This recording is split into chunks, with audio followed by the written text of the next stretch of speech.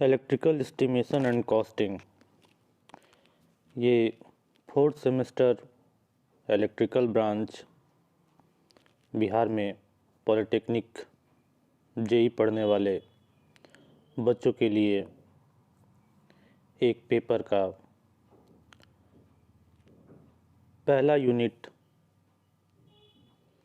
इस क्लास में कवर किया गया है। इसको पूरे एक लेक्चर में कंप्लीट किए गए हैं। यह यूनिट 1 है और यह आपके सेमेस्टर के एग्ज़ाम में 6 मार्क्स का वेटेज रखता है।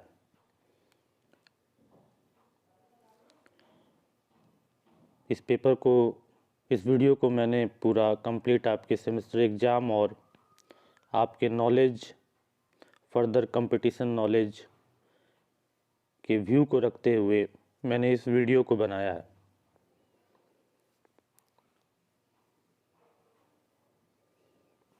तो सबसे पहले देखते हैं ये इलेक्ट्रिकल इंस्टॉलेशन ये होता क्या है। तो इसका डिफिनेशन देखते हैं। जब कभी भी हम लोग इलेक्ट्रिकल वायरिंग या फिटिंग को इंस्टॉल करते हैं, लगाते हैं किसी पर्टिकुलर प्लेस पर, तो इस प्रोसेस को हम लोग इलेक्ट्रिकल इंस्टॉलेशन कहते हैं।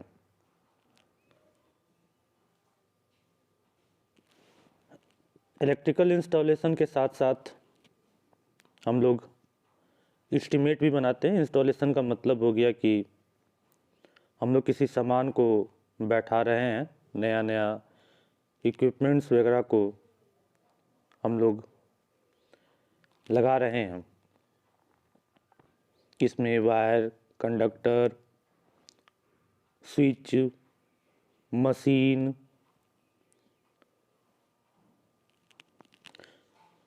और भी हर एक तरह के यूज होने वाले जितने भी उपकरण होंगे वह सभी को हम लोग इंस्टॉल कर रहे हैं।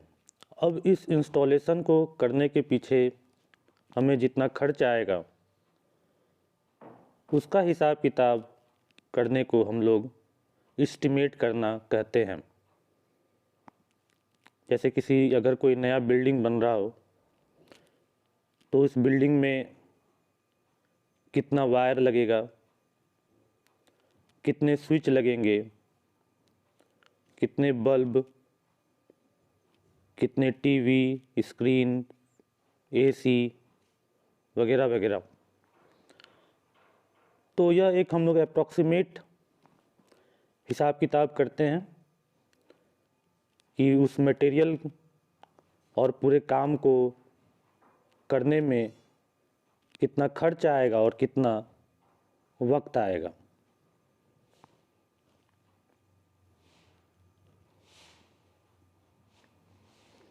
ये सारे चीज़ के डिफिनेशन इंग्लिश में आपके स्क्रीन पर लिखे हुए आपको दिख रहे हैं। आपका पीडीएफ भी इस वीडियो के साथ ये जितने भी चीज़ें लिखी हुई हैं वह चीज़ें अपलोड आपको मिल जाएंगी। तो आपको लिखने की ज़रूरत नहीं है, आपको समझने की ज़रूरत है। आप समझ लीजिए एक बार और उसके बाद पीडीएफ से इसे अपने कॉपी में नोट कर लीजिएगा और चीज़ों को फिर याद रखिएगा। आप समझ सकते हैं कि यह पेपर कितना ज़्यादा इम्पोर्टेंट है इलेक्ट्रिकल इंजीनियरिंग के लिए और काफ़ी चीज़ इस पेपर में आपको सीखने के लिए मिलेगा। काफ़ी चीज़ इसमें इंटरेस्टिंग आपको पढ़ने के लिए मिलेगा और इसका काम भी आप इस फील्ड में कभी फर्दर करते हैं तो आपको इस पेपर का काम वहाँ पर अच्छा खासा दिखाई देगा। तो आगे चलते हैं। 3 तरह के एस्टिमेट हम लोग करते हैं। पहला मेजरमेंट एस्टिमेशन करते हैं, दूसरा क्वांटिटी एस्टिमेशन करते हैं और तीसरा कंप्यूटेशनल एस्टिमेशन करते हैं। तो एक एक करके हम लोग देखते चलते हैं कि आखिर ये 3 टाइप्स के जो एस्टिमेट होते हैं वह क्या होता है। एस्टिमेट के बारे में मैंने बता दिया कि हम कोई काम करने जा रहे हैं, कोई प्रोजेक्ट है हमारा, कोई प्लान है, किसी बड़े से बिल्डिंग में हमें अपना पूरा इलेक्ट्रिकल कनेक्शन देना है, इक्विपमेंट्स वगैरह बैठाने हैं, तो उसी का खर्च और वक्त कितना लगेगा, इस चीज़ के बारे में एक अप्रॉक्सीमेट डाटा तैयार करना ही एस्टिमेट है।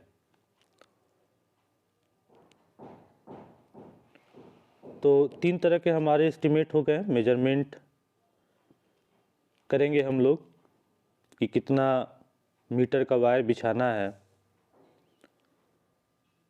कितना लंबा हमारा नेटवर्क है,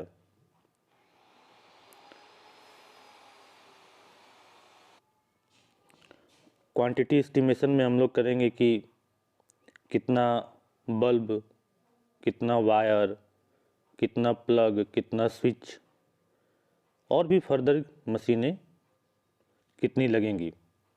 और कंप्यूटेशनल एस्टिमेशन में हम लोग इन सभी चीज़ों का खर्च और बाकी ब्यौरा तैयार करेंगे। तो पहले हम लोग क्लासिफाई कर लेते हैं कि आखिर इलेक्ट्रिकल एस्टिमेशन में हम लोग किस तरीके से क्लासिफाई करते हैं। तो पहला हमारा आता है इंटरनल इलेक्ट्रिकल इंस्टॉलेशन। तो समझिए, जैसा कि मैंने एग्जाम्पल दिया, एक बिल्डिंग का एग्जाम्पल लेकर हम लोग चल रहे हैं। तो इंटरनल इलेक्ट्रिकल इंस्टॉलेशन के अंतर्गत हम लोग किसी रेसिडेंशियल बिल्डिंग, फैक्ट्री या फिर कोई mall, commercial complex, sub station का कोई कंट्रोल रूम या जनरेटिंग स्टेशन के अंदर का इनडोर अंदर का जो हम लोग इंस्टॉलेशन करते हैं वही हमारा इंटरनल इलेक्ट्रिकल इंस्टॉलेशन होता है।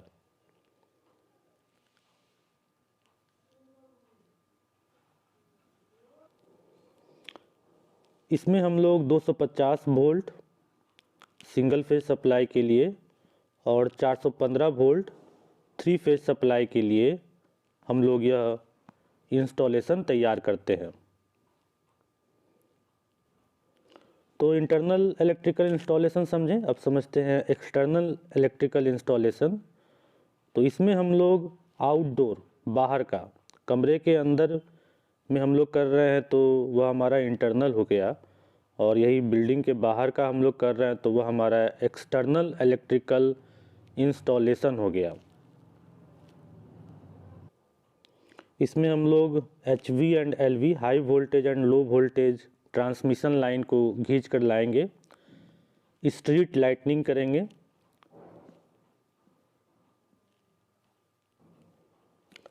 सर्विस कनेक्शन सप्लाई करेंगे, अलग अलग कंज्यूमर को सब स्टेशन से कनेक्ट करके उसको हम लोग इलेक्ट्रिसिटी प्रोवाइड करेंगे। इसके पीछे हमारा मेन ऑब्जेक्टिव होता है कि इलेक्ट्रिकल एनर्जी को जनरेटिंग स्टेशन से खींचकर जो हम लोग ला रहे हैं कंज्यूमर के पास तक, वह पार्ट हमारे एक्सटर्नल इलेक्ट्रिकल इंस्टॉलेशन में आते हैं। तो आपने समझा कि इंटरनल इलेक्ट्रिकल इंस्टॉलेशन और एक्सटर्नल इलेक्ट्रिकल इंस्टॉलेशन हम लोग किसको कहते हैं। भारत सरकार ने कुछ नियम बनाए हैं, कुछ कानून बनाए हैं। यह नियम इंडियन इलेक्ट्रिसिटी रूल 1956 1956 के नाम से जाना जाता है। इस नियम के अंतर्गत जो इंटरनल वायरिंग हम लोग करने वाले हैं उस बिल्डिंग में, इस बात का डिसीजन सिविल कंस्ट्रक्शन शुरू होने से पहले ही हो जाना चाहिए। तो इस बात को समझिए कि अगर हमें कोई बड़ा सा बिल्डिंग कहीं पर बन रहा है तो उस बिल्डिंग को बनाने के लिए सबसे पहले सिविल इंजीनियर और उसका नक्शा बनाने वाले जो लोग होंगे, आर्किटेक्ट, उनके पास पहले यह काम जाएगा। और जैसे ही बिल्डिंग का स्ट्रक्चर वह नक्शा वगैरह बनाकर फाइनल कर लेंगे तो फिर उन्हें इलेक्ट्रिसिटी की तो आवश्यकता पड़ेगी ही। तो फिर वह वैसे डिपार्टमेंट से जो इस क्षेत्र में काम कर रहे होंगे उनसे कांटेक्ट करेंगे और उसी वक्त से इलेक्ट्रिसिटी का काम शुरू हो जाएगा। और उस नक्शे जो सिविल का नक्शा जो दिया गया है उस नक्शे के अनुसार कहाँ कहाँ पर कितना इलेक्ट्रिसिटी का किस तरीके से कनेक्शन जाएगा, इस चीज़ की डिसीजन पहले ही शुरू कर ली जाएगी। तो यह इंडियन इलेक्ट्रिसिटी रूल 1956 इस बात को बोलता है। ऐसा इसलिए करना ज़रूरी है कि एक्सपेंडिचर खर्च का पता चल जाए और कोई बाद में अल्टरेशन कुछ उसमें कटौती करना हो, कुछ मॉडिफिकेशन करना हो, तो यह सभी चीज़ों का डिसीजन जो है वह पहले ही हो जाए। इस रूल के अनुसार भारत सरकार ने एक और चीज़ फिक्स किया है कि जो वोल्टेज का फ्लक्चुएशन है वह 5% से ज़्यादा या कम नहीं होना चाहिए। तो जैसा कि वोल्टेज हमारे यहाँ भारत में रेंज 220 वोल्ट से लेकर 240 वोल्ट तक चलता है, तो यह 5% का अप या 5% का डाउन इस रेंज में किया जा सकता है। और फ्रीक्वेंसी जैसा कि 50 हर्ट्ज़ चलता है, तो इस 50 हर्ट्ज़ में भी फ्रीक्वेंसी में ±1% की बढ़ोतरी या कमी की जा सकती है। यह बात इंडियन इलेक्ट्रिसिटी रूल 1956 में क्लियर कर दिया गया है। तो अब समझते हैं कि इलेक्ट्रिकल ड्राइंग क्या होता है। आप ड्राइंग का पेपर स्टार्टिंग के ही इंजीनियरिंग डेज़ में, पॉलिटेक्निक डेज़ में पढ़ लिए होंगे। तो यहाँ हम लोग स्पेशली इलेक्ट्रिकल ड्राइंग के बारे में बात कर रहे हैं। तो अगर इंजीनियरिंग ड्राइंग के बारे में कहा जाए तो इंजीनियरिंग ड्राइंग का मतलब यही होता है कि हमें एक डायग्राम प्लॉट करना है जिसमें स्टैंडर्ड ग्राफिकल सिंबल का इस्तेमाल किया गया हो और यह सिंबल जो है वह सभी कोई जानने वाले इसको आसानी से पढ़ सके, समझ सके, इसका मतलब निकाल सके। और इस ड्राइंग को बनाने के लिए जो सिंबल्स इस्तेमाल किए जाते हैं उस सिंबल को स्टैंडर्डाइज्ड कर दिया गया है, फिक्स कर दिया गया है। मान लीजिए कि अब सभी कोई अपना अपना ड्राइंग बना रहा है और अपने अपने सिंबल्स का इस्तेमाल करने लगे तब तो फिर पता ही नहीं चलेगा। तो इसको फिक्स किया गया है। जो संस्था इसको फिक्स की है उस संस्था का नाम है BIS, bureau of Indian standard. तो और भी चीज़ों को हम लोग समझते हैं इसमें आगे। तो ये कुछ मैंने सिंबल्स यहाँ पर आपको दिखाए हैं, आप देखते चलेंगे, नंबर वाइज मैं बोल देता हूँ। इन सिंबल्स को आप याद रखेंगे, आसान है, थोड़ा टेक्निक से इसे देखेंगे तो आपको धीरे धीरे याद हो जाएगा। जैसे कि main fuse board without switch lightning. अगर हमें मेन फ्यूज बताना है कि कहाँ पर मेन फ्यूज रहेगा तो हम कुछ इस प्रकार से बॉक्स में रखकर इसको ब्लैक कलर का कर देंगे। तो यहाँ से हमें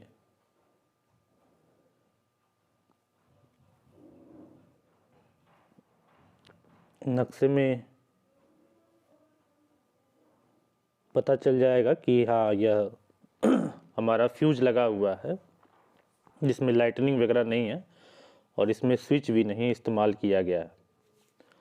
वहीं दूसरे नंबर पर देखते हैं तो दूसरा नंबर पर जो हमने फ्यूज लगाया है यह आधा काला और आधा वाइट कलर का हम लोग छोड़ दिए हैं एक बॉक्स के अंदर में, डब्बे के अंदर में बंद करके। तो इसका मतलब है कि ये भी हमारा मेन फ्यूज है लेकिन इसमें स्विच लगाए गए हैं और इसमें लाइटनिंग की भी व्यवस्था की गई है, इंडिकेटर वगैरह या कोई भी चीज़। फिर थर्ड नंबर में देखते हैं, यह हमारा डिस्ट्रीब्यूशन फ्यूज है बोर्ड जिसमें हम लोगों ने लाइटनिंग की व्यवस्था नहीं की है।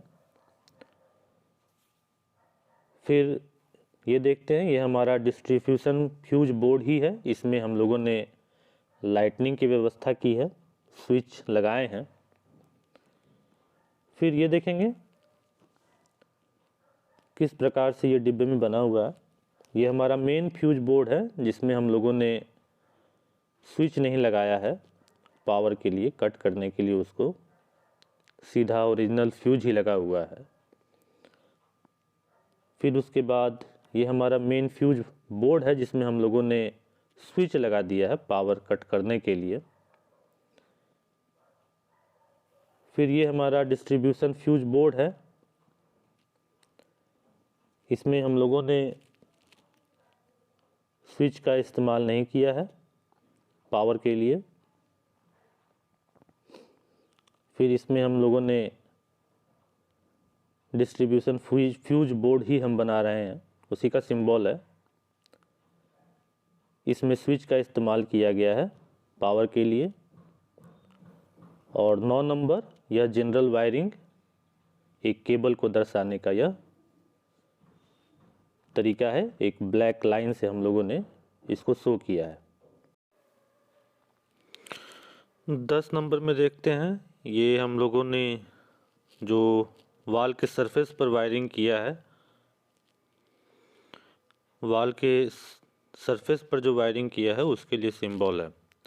11 नंबर पर देखते हैं, वायरिंग हम लोगों ने जो वाल के सरफेस के नीचे किया है, कंसेल्ड वायरिंग लिखा हुआ आप देख रहे हैं स्क्रीन पर।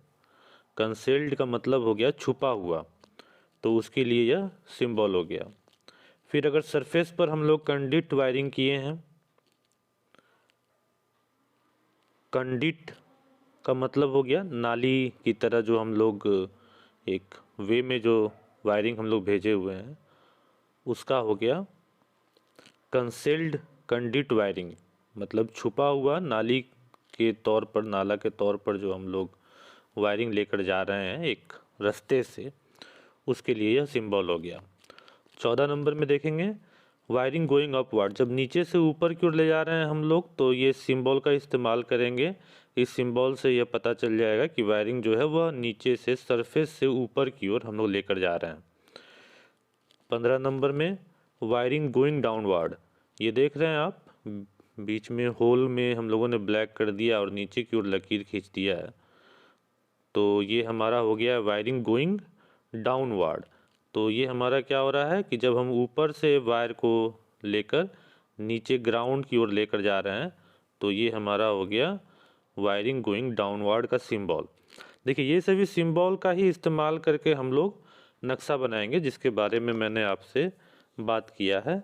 इंस्टॉलेशन के लिए हम लोग ये नक्शा का इस्तेमाल करेंगे, ये सारे जो ये सिंबल्स का इस्तेमाल करेंगे। ये सारे जो सिंबल्स यहाँ पर दिखाए जा रहे हैं ये भारतीय मानक के द्वारा मान्यता प्राप्त हैं।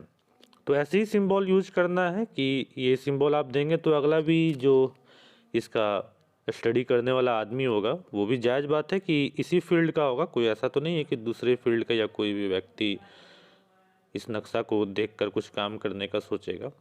तो इस सिंबल्स के हिसाब से वह समझ जाएगा कि आखिर नक्शा में कहा क्या जा रहा है, उस प्लान में कहा क्या जा रहा है, जिसके लिए हम लोगों ने एस्टिमेशन किया है और हम लोगों ने प्लानिंग किया है इलेक्ट्रिसिटी सप्लाई करने का, और उनके परमिसेस के अंदर में उनके जो भी कंपाउंड है, जिस चीज़ के लिए उन्होंने वह एरिया चूज किया है, उन सभी मशीन्स को चलाने का। तो आगे की ओर देखते हैं 16 नंबर में। 16 नंबर में ये दोनों 14 नंबर और 15 नंबर का सिंबल हम लोग इस्तेमाल कर रहे हैं। इसमें एक सिंबल जो बीच में काला किया हुआ है वह हम लोगों का वायरिंग पास करने के लिए वर्टिकली, मतलब ऊपर से नीचे की ओर, और एक ये देख रहे हैं ये हमारा नीचे से ऊपर की ओर, यह दिखाने के लिए कि यह लाइन जो है वह दोनों साइड का लाइन है। इस बात को दिखाने के लिए यह 16 नंबर के सिंबल का इस्तेमाल होता है।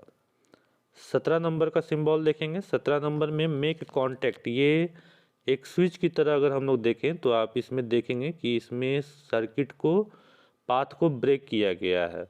तो पाथ इसमें ब्रेक है, तो यहाँ इसका मतलब हुआ कि आगे अगर करंट का सप्लाई भेजना है तो इसको कांटेक्ट मेक कराना पड़ेगा, तो यह ऑन हो जाएगा और आगे की ओर करंट जो है वह सप्लाई हो जाएगा। अब उसी के साथ यहाँ पर दिया गया ब्रेक कांटेक्ट जनरल सिंबल, यह देख रहे हैं आप। यह इस कनेक्शन का मतलब हो गया कि यहाँ पर नॉर्मल स्टेज में करंट पास हो रहा है, लेकिन अगर आप चाहें तो इस जगह पर आप पाथ को ब्रेक करा सकते हैं। पाथ को ब्रेक करा सकते हैं, उसके लिए यह सिंबल हम लोग इस्तेमाल करेंगे। 19 नंबर में देखेंगे चेंज ओवर कांटेक्ट। देखिए ये इस साइड में अभी कांटेक्ट नहीं है, ये इस लीवर को घुमाकर हम लोग इस साइड की ओर घुमा देंगे। दूसरे वाले पिन से अगर उसको सटा देंगे तो हमारा ये चेंज हो जाएगा, इसका पाथ जो है उसको जाना था इधर, वह अब इधर की ओर जाने लगेगा। तो यह चेंज ओवर, रास्ता चेंज करने के लिए यह सिंबल है। 20 नंबर में देखते हैं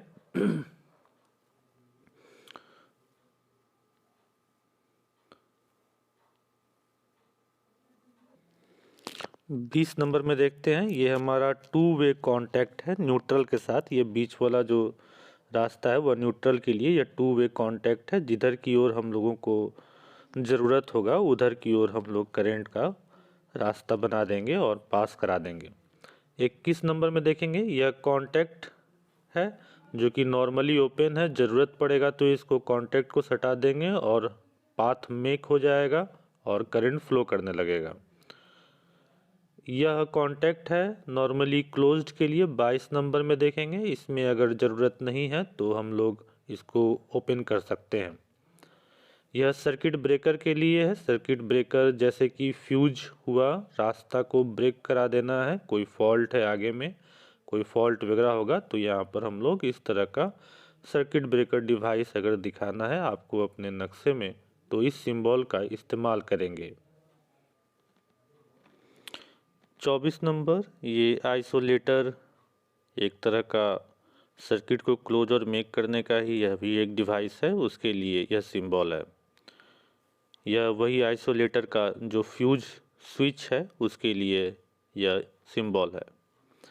यह lightning arrester 26 number, lightning arrester जो बिजली चमकता है और हम लोग एक डिवाइस अपने छत के ऊपर में लगाते हैं, जो हाई वोल्टेज बिजली चमकने के कारण जो करंट जनरेट होता है उसको डायरेक्टली अर्थ में, ग्राउंड में सेफली भेज देता है। इससे हमारे बिल्डिंग्स और सराउंडिंग्स जो हैं वह सेफ रहते हैं। तो उसके लिए सिंबल है 26 नंबर। 27 नंबर, यह टू वे स्विच है, देख रहे हैं आप, दोनों तरफ यह दांत है, जिधर की ओर घुमाएंगे उधर की ओर कनेक्शन यह बना लेगा। तो नेक्स्ट चलते हैं 44 नंबर। 44 नंबर,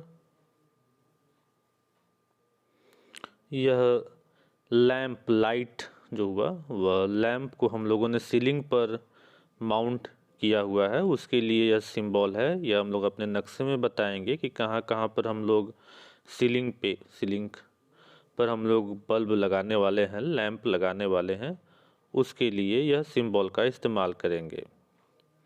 यह काउंटर वेट लैंप फिक्सचर, किसी किसी लाइट में आप देखते हैं कि वह डायरेक्टली सीलिंग में नहीं रहता, उसको थोड़ा सा लटका कर हम लोग नीचे की ओर लाते हैं, किसी डिजाइन वगैरह में के हिसाब से वह सीलिंग से थोड़ा लटक कर, नहीं, जैसे फ़ैन देखते हैं आप, फैन को हम लोग एक रॉड से लटका कर नीचे की ओर लेकर आते हैं, उसी तरीके से यह काउंटर वेट लैंप फिक्सचर के लिए यह सिंबल है।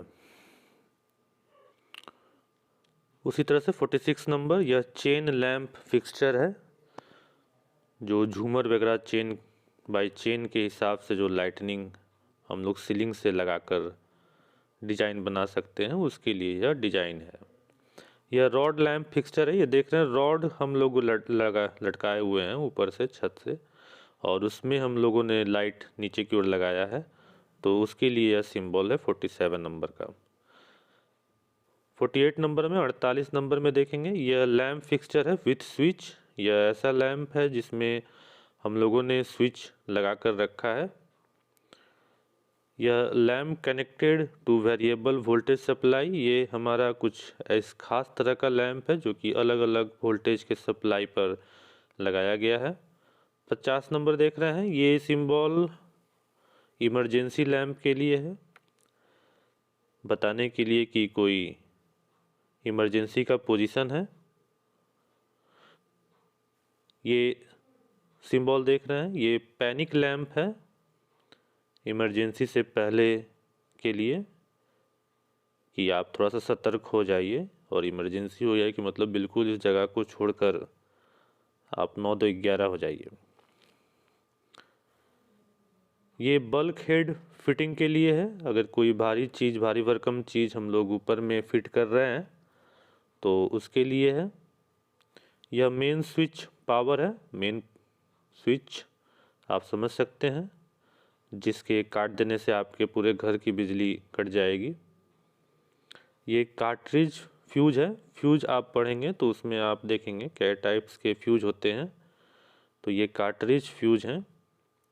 यह रीवायरेबल फ्यूज है, जो हम लोग तार बांध कर जो फ्यूज बनाते हैं उसका यह सिंबल है रीवायरेबल। हम लोग बार बार वायर को बदल सकते हैं। ये कार्ट्रिज फ्यूज में हम लोग ऐसा नहीं कर सकते हैं, हम लोग सीधे फ्यूज को ही बदल देते हैं।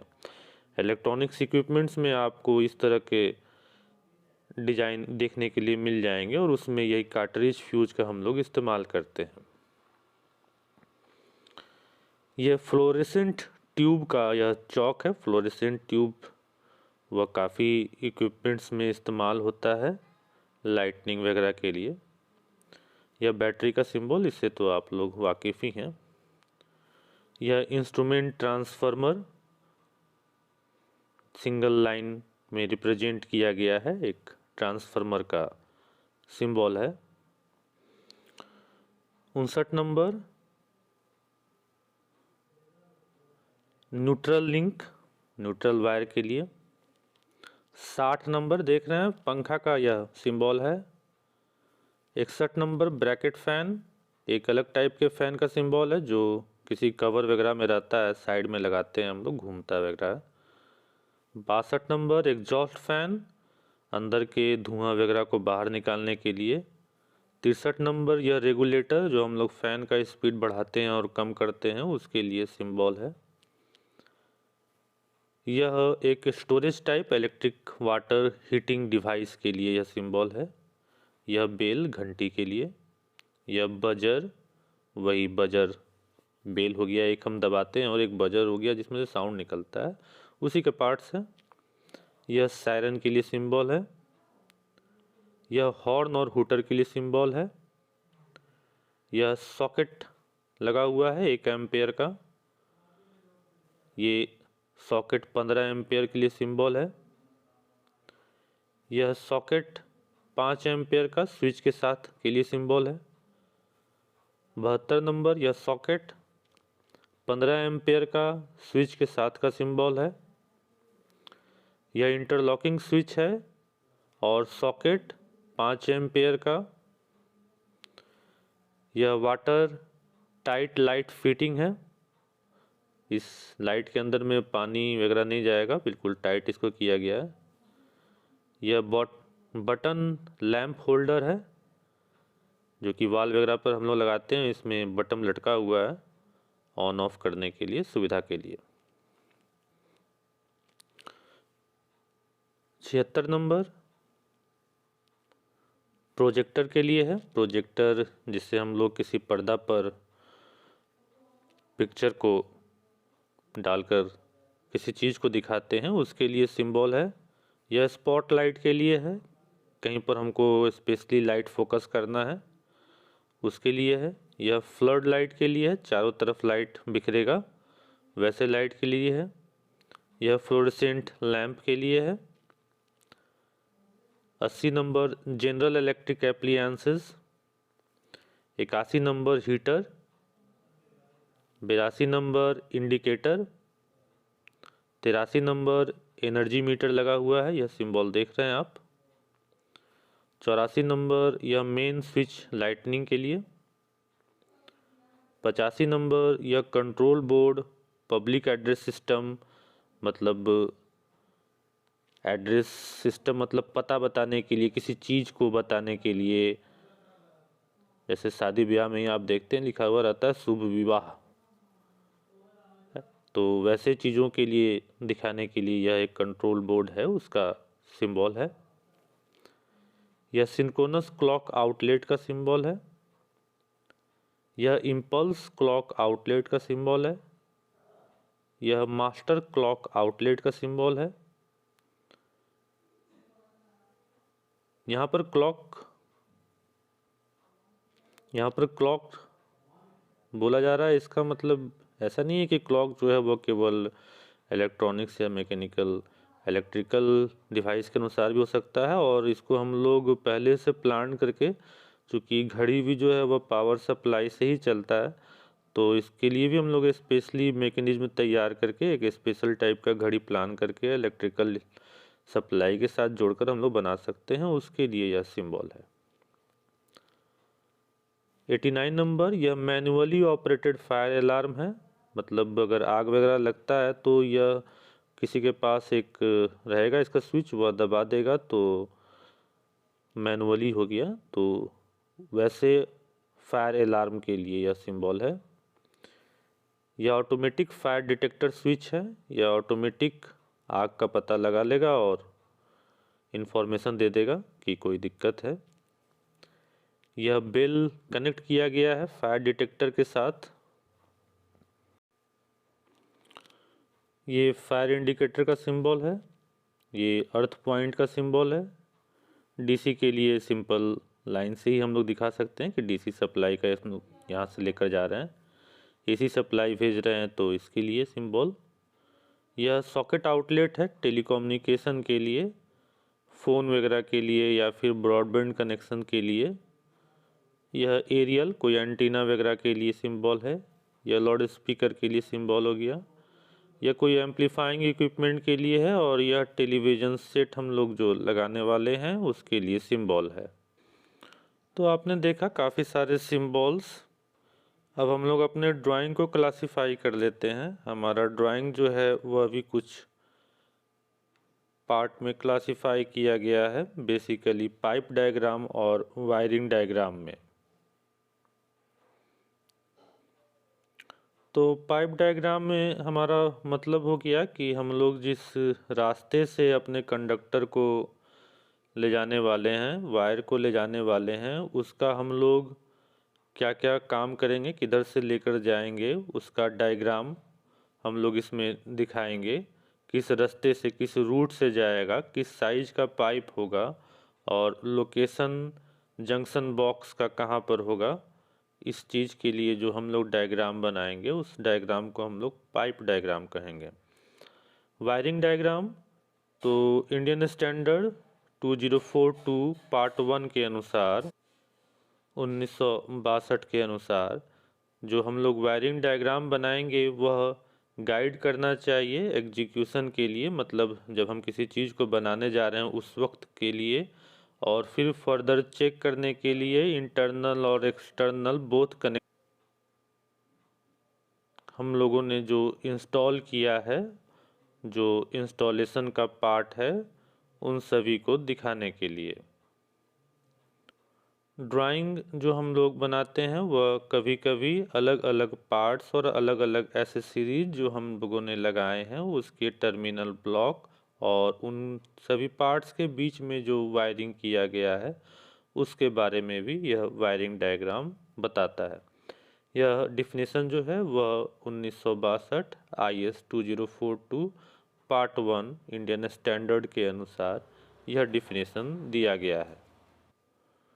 तो आगे चलते हैं, देखते हैं कि आखिर इलेक्ट्रिकल इंजीनियरिंग ड्राइंग को रीडिंग करना या उसके बारे में क्या क्या बातें इम्पॉर्टेंट हैं। तो यह ड्राइंग जो है हम लोगों को मदद करता है इंस्टॉलेशन के वक्त में, और फिर कभी हम लोग फर्दर मेंटेनेंस के लिए जाते हैं तो उस वक्त में यह हम लोगों को मदद करता है यह ड्राइंग। काम स्टार्ट करने से पहले पाइप डायग्राम हम लोग प्रपोज करते हैं जिसके हम लोग बताते हैं कि किस रूट से पाइप जाएगा, और पाइप का साइज क्या होगा, उसी पाइप के ही अंदर में तो हम लोग अपने कंडक्टर को भेजने वाले हैं। और क्या क्या लोकेशन होगा उनके पॉइंट्स का, और कहाँ कहाँ पर जंक्शन बॉक्स होगा कि हम उस पाइप के अंदर से अपने वायर को कभी फर्दर फ्यूचर में निकाल सकें और चेक कर सकें। वायरिंग डायग्राम हम लोगों को गाइड करता है एग्जीक्यूशन के लिए। एग्जीक्यूशन वही हुआ कि हम लोग किसी चीज़ को करने के लिए जो प्रोसेस करेंगे, एग्जीक्यूट करना, और चेक करने के लिए इंटरनल और एक्सटर्नल बोथ कनेक्शन को इंस्टॉलेशन के वक्त में। यह डायग्राम बेसिकली वायरिंग के निर्भर कर ही बनाया जाता है। वायरिंग के कनेक्शंस का लेआउट को ही इस डायग्राम में दिखाया जाता है। इसमें हम लोग मेन स्विच, डिस्ट्रीब्यूशन बोर्ड और हर एक फेज का मार्किंग भी करते हैं। जैसे 3 फेज हो गया हमारा, तो आर रेड कलर का अगर हम लोग वायर डालेंगे तो वह रेड फेज एक आर फेज को दिखाएगा। वाई फेज को दिखाने के लिए हम लोग येलो रंग का तार दिखाएंगे, और बी फेज को दिखाने के लिए हम लोग ब्लू कलर का इस्तेमाल करेंगे, और न्यूट्रल को दिखाने के लिए हम लोग ब्लैक कलर का इस्तेमाल करेंगे। ब्लैक कलर के वायर से ही हम लोग न्यूट्रल कनेक्शन को जोड़ेंगे, और अर्थ हमारा हरे रंग का वायर या हरे रंग के डायग्राम से हम लोग इसको दिखाएंगे। यह डायग्राम हमें इंडिकेट करता है कि किस प्रकार के हम लोग स्विच लगाए हैं और किस प्रकार का डिस्ट्रीब्यूशन बोर्ड हम लोगों ने लगाया है और उसका साइज क्या है। तो इन सभी चीज़ों को देखने के साथ हम लोग आगे भी कुछ चीज़ को देखते हैं, कुछ इम्पोर्टेंट और भी बातें देखते हैं जो कि इंस्टॉलेशन के दरमियान उपयोग में आने वाली हैं। तो सबसे पहले हमारे पास एक डिवाइस आता है जिसका नाम है MCB। इसका फुल फॉर्म हुआ मिनिएचर सर्किट ब्रेकर। यह एक ऐसा डिवाइस है जो कि सर्किट को ब्रेक कर सकता है किसी भी फॉल्ट के कंडीशन में, और नॉर्मल कंडीशन में हम लोग इसके मदद से अपने सर्किट को ब्रेक कर सकते हैं। फ्यूज के जगह पर हम लोग MCB का इस्तेमाल करते हैं एक प्रोटेक्टिव डिवाइस के तौर पर। यह एक स्विच की तरह इस्तेमाल हो सकता है सर्किट को ब्रेक करने के लिए किसी भी कंडीशन में। तो दूसरा नंबर में देखते हैं फ्यूज आखिर क्या होता है। यह फ्यूज जो है यह हमारा एक डिवाइस है जिसके मदद से हम लोग पाथ को ब्रेक करा देते हैं किसी भी फॉल्ट के कंडीशन में। जब ओवरलोड हो गया या फिर कोई शॉर्ट वगैरह हो गया, तो फ्यूज हमारे जो होते हैं, हम किस प्रकार के मटेरियल का फ्यूज बनाएंगे, तो जिस मटेरियल का हम फ्यूज बनाना चाहते हैं उसका मेल्टिंग पॉइंट लो होना चाहिए, कंडक्टिविटी हाई होना चाहिए और दाम भी कम होने चाहिए। तीसरा नंबर में आता है ELCB, electrical leakage circuit breaker. यह एक खास तरह का सर्किट ब्रेकर है जो कि इंस्टॉल किया जाता है सेफ्टी के लिए, पावर को कट करने के लिए। यह अर्थ में जाने वाले करंट को, लीकेज करंट को यह डिटेक्ट कर लेता है और ऐसे वक्त में सर्किट को डिस्कनेक्ट करके हमारे फर्दर इक्विपमेंट्स को यह बचा लेता है। चौथा नंबर में कंडक्टर आप जानते हैं कि एक रास्ता है जिससे करंट चल कर जाता है। कंडक्टर का रेसिस्टेंस कम होना चाहिए। स्विच एक ऐसा डिवाइस है जो कि पाथ को मेक और ब्रेक कर सकता है। फ्यूज लिंक, जो फ्यूज में हम लोग तार बांधते हैं उसी को हम लोग फ्यूज लिंक कहते हैं। इसको हम लोग ज़रूरत के अनुसार रिप्लेस कर लेते हैं और फिर हम लोग इसको ऑपरेट करते हैं। रिले, यह भी एक प्रकार का स्विच है जो कि सर्किट को ओपन और क्लोज करने में मदद करता है। यह इलेक्ट्रोमैकेनिकली और इलेक्ट्रॉनिकली दोनों तरह से काम करता है। लाइटनिंग अरेस्टर, लाइटनिंग स्ट्रोक के कारण, बिजली चमकने के कारण जो हम लोगों का बिल्डिंग डैमेज नहीं हो हाई वोल्टेज के कारण, हम लोग एक डिवाइस लगाते हैं अपने छत पर, वह करंट को सेफली ग्राउंड में भेज देता है। उसको हम लोग लाइटनिंग अरेस्टर कहते हैं। लाइटनिंग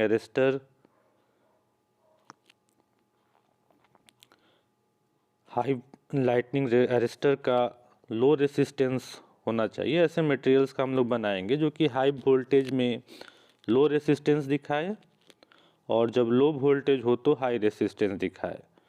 तो मान लीजिए कि अगर लाइटनिंग हुआ बहुत कस के, तो क्या होगा कि जो हमारे वायर्स होंगे उसमें वोल्टेज बहुत ज़्यादा हाई हो जाएगा, तो उसको तुरंत पास कर देना है। और जब नॉर्मल कंडीशन है तब तो लो ही हुआ। लाइटनिंग में जो वोल्टेज होता है उसकी अपेक्षा तो वोल्टेज कम ही हुआ। तो इस वायर को रेसिस्टेंस हाई रखना है कि करंट जो है वह ग्राउंड में नहीं जाए। अगर करंट नॉर्मल कंडीशन में ग्राउंड में जाने लगेगा तो फिर वह फॉल्ट हो जाएगा, अर्थ फॉल्ट हो जाएगा। फिर उसके लिए हमको ELCB अर्थ लीकेज सर्किट ब्रेकर का इस्तेमाल करना पड़ेगा।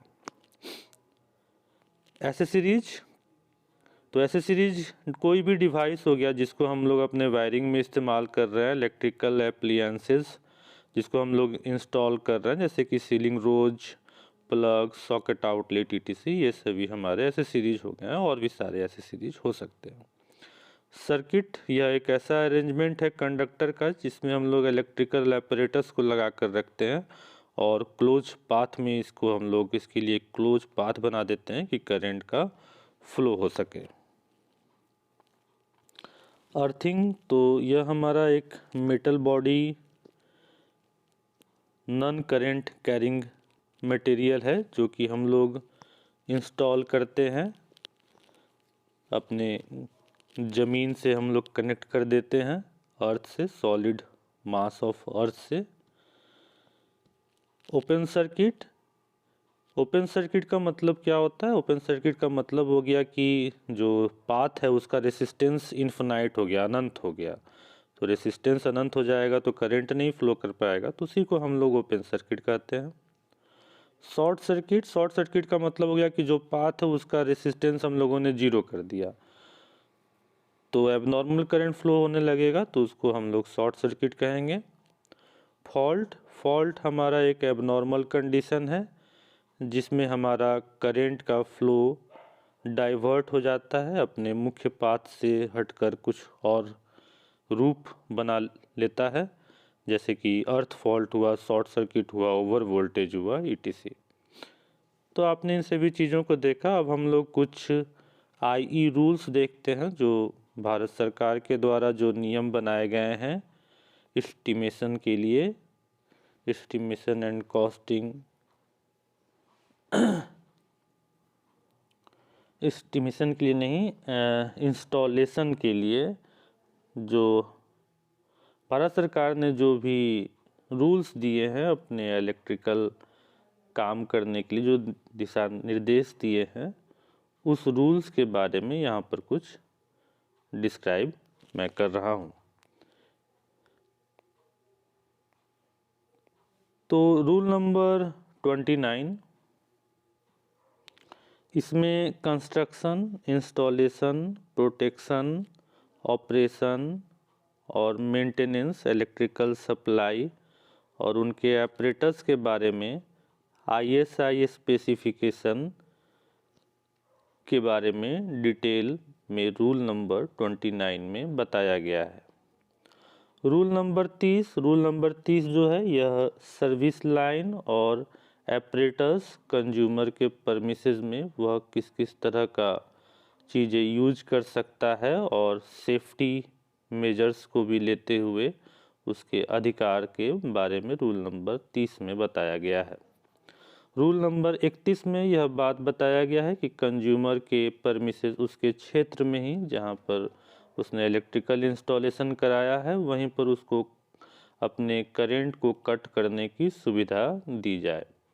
रूल नंबर 32 में अर्थेड न्यूट्रल कंडक्टर को आइडेंटिफाई करने के लिए बताया गया है और इसका पोजीशन और स्विच और इसको कट करने के लिए इसके बारे में डिटेल रूल नंबर 32 में बताया गया है। रूल नंबर 33 में अर्थेड टर्मिनल कंज्यूमर के परमिसेस में जो अर्थिंग लगाया गया है उसके बारे में डिस्क्राइब किया गया है। रूल नंबर 34 में जो बेयर कंडक्टर हैं, कहाँ कहाँ पर हम लोग नंगा कंडक्टर दौड़ा सकते हैं, उसका क्या क्या एसेसिबिलिटी है, उसके बारे में बताया गया है। रूल नंबर 35 में कॉशन नोटिसेस दिए गए हैं, कुछ बचाव के लिए, कुछ खतरनाक पोजीशंस के लिए हम लोग जो नोटिस वगैरह लगाते हैं वह रूल नंबर 35 में बताया गया है। इस रूल में 35 नंबर रूल में यहाँ तक बात किया गया है कि अगर मीडियम हाई या एक्स्ट्रा हाई वोल्टेज का इंस्टॉलेशन किया गया है तो वहाँ पर एक परमानेंटली आप नोटिस बोर्ड लगा दीजिए। वह नोटिस बोर्ड जो है वह हिंदी में या फिर इंग्लिश में या जो लोकल लैंग्वेज हुआ उस लैंग्वेज में आप इस बात को बता दीजिए कि यह खतरा है, इससे आप दूर रहें। या फिर कोई स्कल खोपड़ी का साइन आप इस्तेमाल कर सकते हैं, हड्डी का साइन आप इस्तेमाल कर सकते हैं, मोटर, ट्रांसफार्मर, इन सभी इंस्ट्रूमेंट्स में इसके बारे में रूल नंबर 35 में बताया गया है। रूल नंबर 43 में प्रोटेक्टिव इक्विपमेंट्स, किन किन चीज़ों की ज़रूरत है, किन किन चीज़ों से बच के रखना है, बचाव करना है, उसके बारे में बताया गया है। इसमें यह बताया गया है कि अगर आप कहीं पर इलेक्ट्रिसिटी का काफ़ी ज़्यादा इस्तेमाल कर रहे हैं तो वहाँ पर आप एक एक्सटिंग्यूज़र का आप व्यवस्था रखें, जैसे कि कोई साफ़ बालू, क्लीन ड्राई सैंड रखें या कोई फायर एक्सटिंग्यूज़र रखें। इलेक्ट्रिक फायर से लड़ने वाला फायर एक्सटिंग्यूज़र भी काफ़ी टाइप के होते हैं। इलेक्ट्रिक फायर से लड़ने के लिए स्पेशल टाइप के फायर एक्सटिंग्यूज़र आप रखें। फर्स्ट एड बॉक्स को रखें और जहाँ कहीं भी कुछ वैसी चीज़ें हैं उसको मार्क करके रखें उस इंस्ट्रूमेंट को, जिससे कोई ख़तरा हो सकता है। इन सभी चीज़ों के बारे में डिटेल में रूल नंबर 43 में बताया गया है। रूल नंबर 44 में यह इंस्ट्रक्शन दिया गया है कि अगर मान लीजिए कोई व्यक्ति को करंट का झटका लग गया तो क्या करना है, क्या नहीं करना है, इसके बारे में डिटेल इसमें बताया गया है। यह इंस्ट्रक्शन इंग्लिश, हिंदी और लोकल लैंग्वेज में जो भी डिस्ट्रिक्ट्स हैं उसमें इन इंस्ट्रक्शन को आपको बताना है, लोगों तक इस ज्ञान को पहुंचाना है कि जब कभी भी करंट लगे तो आपको क्या करना है, क्या नहीं करना है। इसके लिए रूल नंबर 44 में बताया गया है। रूल नंबर 46 में इसमें बताया गया है कि आप कंज्यूमर्स जहाँ पर आपने इलेक्ट्रिक इंस्टॉल किया है वहाँ पर आप लगातार इंस्पेक्शन करते रहें, जाएं और पता करें कि कोई गड़बड़ी तो नहीं है और टेस्टिंग वगैरह भी आप वहाँ पर करते रहें। रूल नंबर 47 में उसी तरह से टेस्टिंग कंज्यूमर का जो आपने इंस्टॉलेशन किया है उसके टेस्टिंग करने के बारे में बताया गया। रूल नंबर 54 में इसमें क्या वोल्टेज का सप्लाई किया जाएगा कंज्यूमर को, इस बारे में जिक्र किया गया है।